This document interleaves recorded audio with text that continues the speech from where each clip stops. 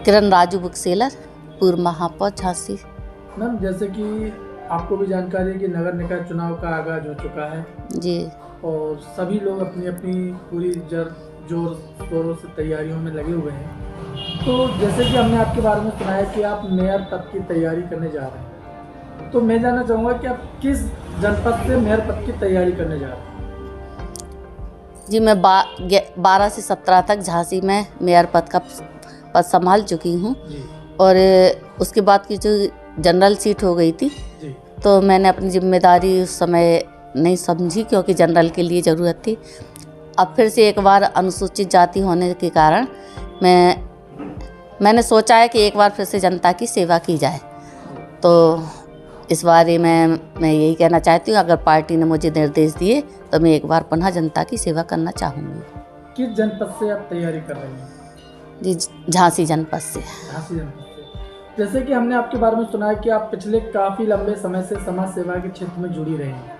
जी, तो लगभग कितने सालों से आप जनता की सेवा करते आ रहे हैं? देखिए, जनता की सेवा का अगर आप जानना चाहेंगे तो हमारी ये तीसरी पीढ़ी जनता की सेवा में लगी हुई है। हमारे पूजनीय ससुर जी जनसंघ से जनता की सेवा कर रहे हैं, लोकतंत्र सेनानी रहे हैं और लगभग 18 महीने जब भारत में इमरजेंसी लगाई गई थी तब 18 महीने जेल में रहे और जब भारतीय जनता पार्टी की स्थापना हुई तब से उन्होंने भारतीय जनता पार्टी में शामिल हुए।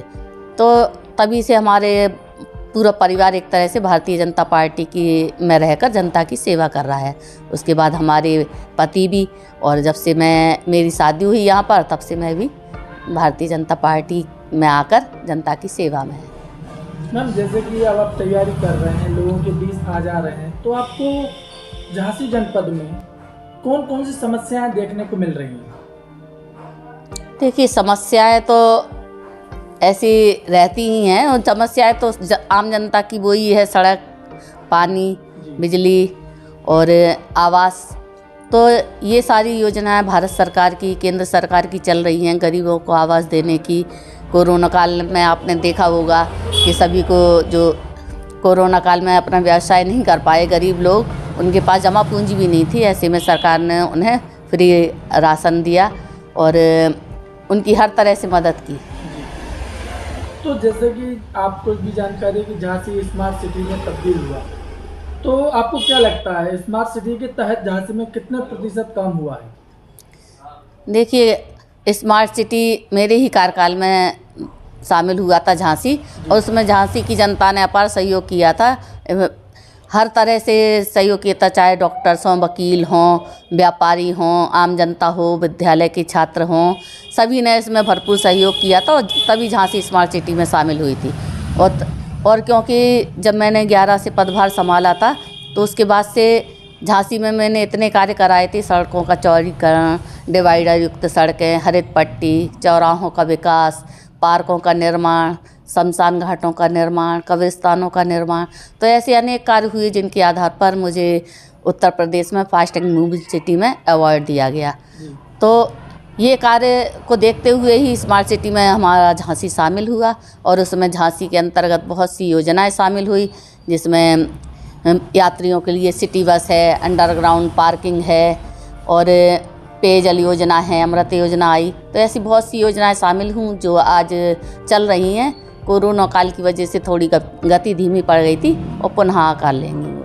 मैम, अगर मान लिया अपनी झांसी की जनता आपको समर्थन देती है, आशीर्वाद देती है, तो आपका सबसे पहला विकास की ओर क्या कदम होगा? ये विकास तो एक सतत प्रक्रिया है और आवश्यकता अनुसार जिसकी आवश्यकता पहले होगी वही पहला होगा। जैसे पेयजल की समस्या है, अभी सर्दी के बाद गर्मी आने वाली हैं, तो अमृत योजना चली रही है, उसके अंतर्गत पानी की टंकियाँ बनाई जा रही हैं, तो जनता को पानी सबसे पहले उपलब्ध हो, ये मेरी प्राथमिकता रहेगी। जैसे कि मैम, आपको भी जानकारी है कि अपने जो झांसी में खैराती अस्पताल है जी, वहाँ पे काफ़ी असुविधाएं हैं, तो इन असुविधाओं को किस प्रकार से दूर किया जाएगा? देखिए, असुविधा तो हम नहीं कह सकते क्योंकि पहले जब हॉस्पिटल बना था तब क्या था, धीरे धीरे जब हमें असुविधाओं का पता चलता है कि क्या कमियां हैं तभी हम उनको दूर कर पाते हैं और अगर कमियां जो हैं तो उनकी जानकारी हो के उनको भी दूर किया जाएगा।